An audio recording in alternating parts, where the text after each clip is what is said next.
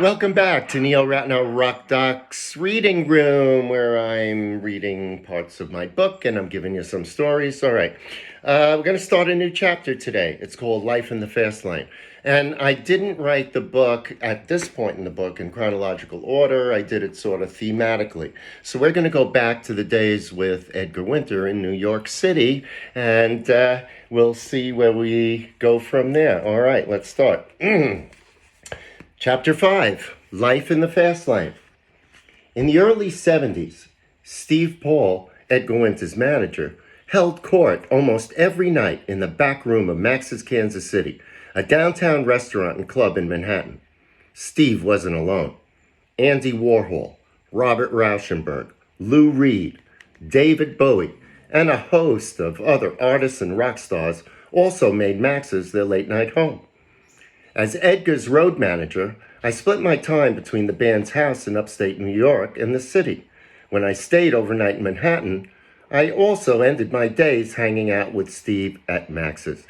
Max's was this incredible place.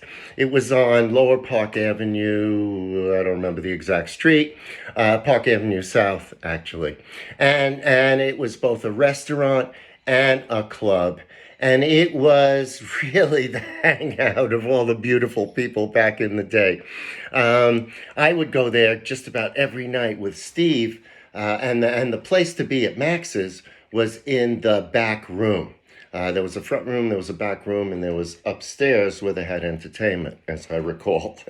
But the back room, that's where Andy Warhol held court every night. That's where Steve Paul held court every night. And the array of celebrities and characters that would parade back and forth in and out of that room was really quite incredible. In terms of groups that played there, a lot of groups actually did very early shows there. Springsteen was one of those groups that did some very early shows there. I remember a friend of mine, I was already out of the city by the time Springsteen had done that, and a friend of mine telling me about this incredible band from New Jersey, Aerosmith actually did a gig there. It was like a showcase, and they got signed from their gig at Max's. So, Max's was important in many different ways, and it was a fun place, man. It went till the wee hours of the morning, and there was always really, really interesting people there. All right. At any rate, Max's Kansas City, I'll never forget it. Okay, Steve, meaning Steve Paul, who was both Edgar and Johnny Winter's manager, was an unusual character, to say the least. He was very smart, very gay, and wore only blue velvet. And don't forget, this is in the early 70s. It's at a time when gay people didn't come out. You knew they were gay, and especially in the entertainment business, but it wasn't, full public knowledge, although everybody who knew Steve absolutely knew him, knew that was the story. And he would dress in this blue velvet suit, almost like a sweatsuit, a blue velvet sweatsuit, but he had this incredible blue velvet top hat. He was a character, boy. All right. At any rate, Steve Paul. Newsweek once described him as a combination of sincerity, egotism, and coffee house literacy. The author went on to include a typical Steve Paulism. I'm searching, always searching for a self-actualization through personal reality within a larger world reality. Obviously, he talked in ways that half the time you didn't understand what he was talking about, but he did. All right. Now, Steve had owned an iconic New York club called The Scene. Have to stop here and tell you about The Scene. Unfortunately, I never got to go there. But through Steve and through Rick Derringer and through all the people in Steve's circle, I certainly heard a lot of stories, and I got to know a lot about The Scene. The Scene was a club like in a basement on 46th Street in the theater district. And Steve had been the publicist for the Peppermint Lounge before that. And that's how he sort of got into the rock and roll business. Then he became a manager, managing Johnny Winter. But prior to that, he went from Peppermint Lounge to owning this club. He was only 23 years old. And the club became the hang of many, many early rock musicians. As let me continue here for a minute. The Scene, which was famous as the place where Hendrix played his first major show in New York. Jimi Hendrix Experience was the first major show. They did it at the Scene. And prior to that, Hendrix just loved the Scene. He would go to the Scene almost every night when he was in New York, and he would jam. He would stay there late and he'd jam. There's a famous picture on the internet of him jamming with Johnny Winter. But Jimi was cool and would jam with everyone. And other groups that played in the Scene was early Fleetwood Mac and early Pink Floyd and Jeff Beck. I mean, it was the place to be. So that was the Scene. One more thing I want to talk about the Scene. So I think the Scene is maybe one of the clubs where the velvet rope was created. And what I mean by the velvet rope is not everybody could get in.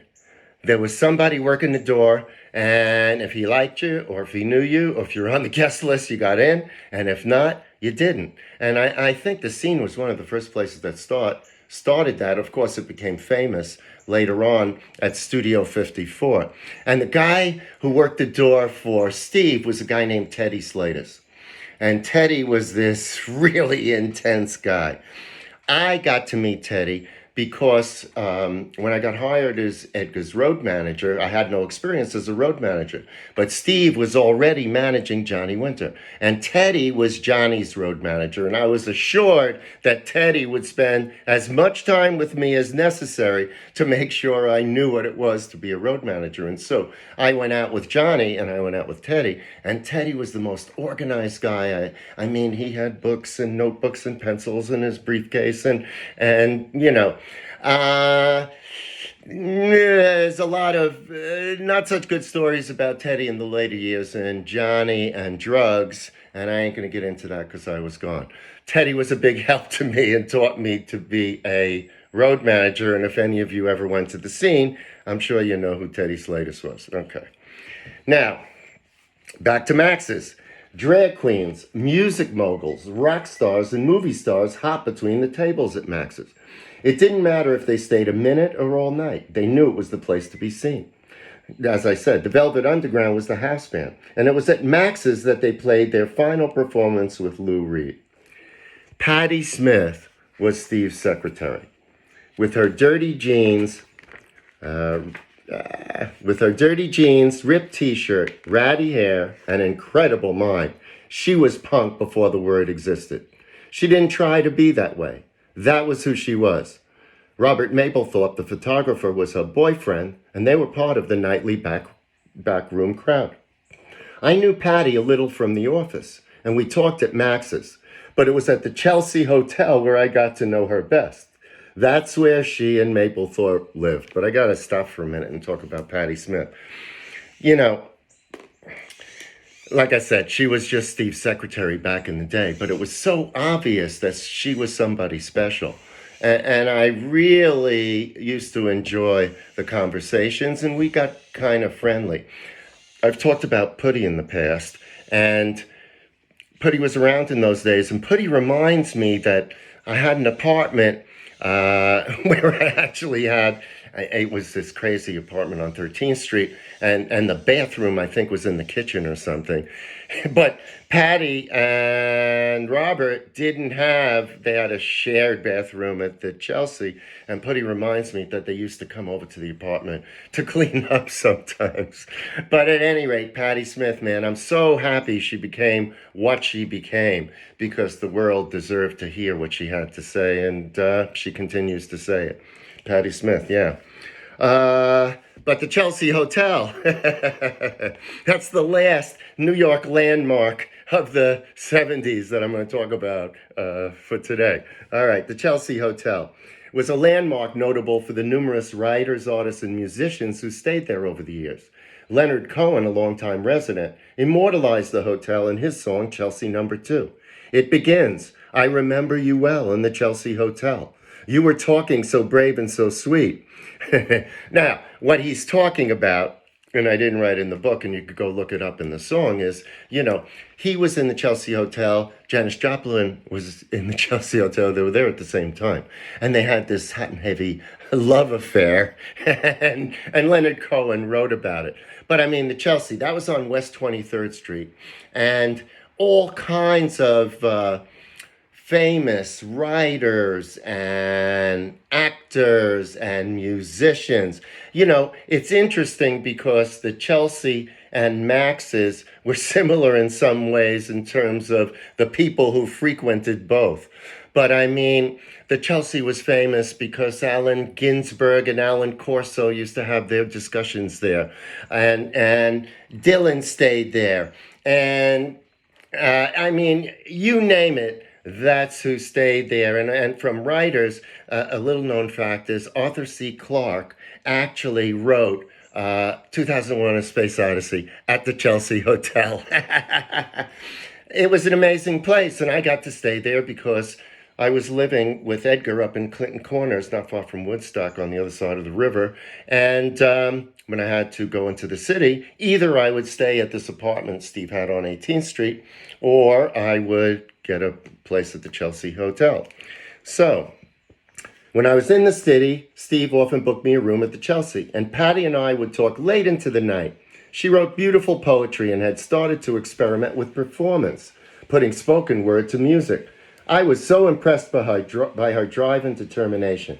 She had something to say and was not going to be denied. As I said, good for you, Patti. Being on the road with Edgar in the early days was difficult. There weren't any Learjets or limousines. If the distances weren't too far, we drove in rented cars. We usually stayed at Holiday Inns and sometimes shared rooms. In many cities, the audience barely knew who we were. And we played in all types of places, including high school auditoriums. All right, I'm going to stop there, but I'm going to tell you a funny story about the early days of Edgar. So, Edgar Winter's White Trash, these guys were, they were from East Texas and Louisiana, and they were good old boys, but musician type good old boys in a way. And they dressed the way they dressed. I was somewhat of a city slicker from the suburbs and stuff, and I had this real rock and roll sense. So I had all these rock and roll clothes. And a couple of gigs into our first tour, the band said, we really have to talk to you about something. I got really upset. I didn't know what they wanted to talk to me about. I thought I'd done something wrong. And the guys in the band, Edgar wasn't there, but the guys in the band said, Neil, we've got a real problem. I said, well, what's the problem? They said, you can't look better than the band. I said, what do you mean? They said, you've got all these nice rock and roll clothes. We look the way that we look. I understood what they were saying. The solution, we played out in Long Island, near where I grew up, and I knew a really hip clothing store called Tyrone. It's in the 5 towns, called Tyrone. And I brought Edgar and the band, and they all bought all kinds of clothes that suited them, and that was the last I ever heard about it. All right. All right, that's my story for today. That's my reading for today. I hope you enjoyed it. Next time, we'll go back with Emerson, Lake and Palmer, the first time I was with them on the American tour. And I'll tell you about Maury Soul, the Puerto Rican Pop Festival, which was one of the, I don't even know how to describe it. I'm not going to describe it. I'll leave it for my story next week. In the meantime, stay safe, stay healthy, and join me again next week for another episode of Neil Ratner Rock Doc's Reading Room. All right, bye now.